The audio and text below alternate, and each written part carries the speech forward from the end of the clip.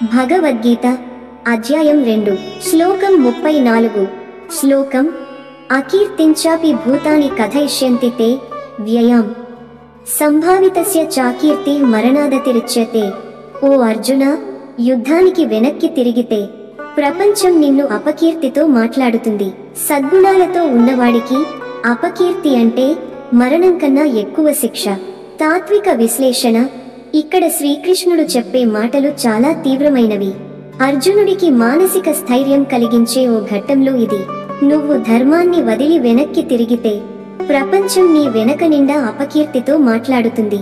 మనిషి జీవితంలో ప్రతిష్ట, రెప్యుటేషన్ చాలా విలువైనది. కొందరు శత్రువులు మనపై ఆరోపణలు చేస్తారు, అది చిన్న విషయానికి.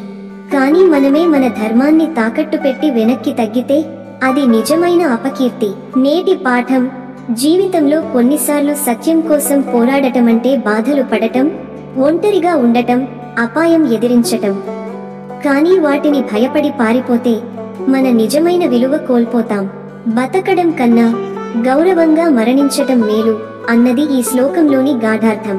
మన కోసం నీ చేతనైన పని నీవు చేయాలి. నీ నిజం కోసం నీవే నిలవాలి. లేని పక్షంలో నీ పేరే నీ మీద నింద పడుతుంది.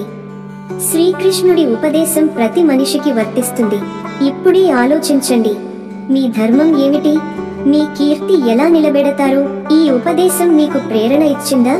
లైక్ చేయండి, కామెంట్ చేయండి. ధర్మాన్ని నిలబెట్టే మార్గంలో ఇంకొకరిని కలిపేందుకు షేర్ చేయండి. భగవద్గీత ఉపదేశాల కోసం మా ఛానల్కు సబ్స్క్రైబ్ చేయండి. ఓం తత్ సత్. ధన్యవాదములు. జై శ్రీకృష్ణ.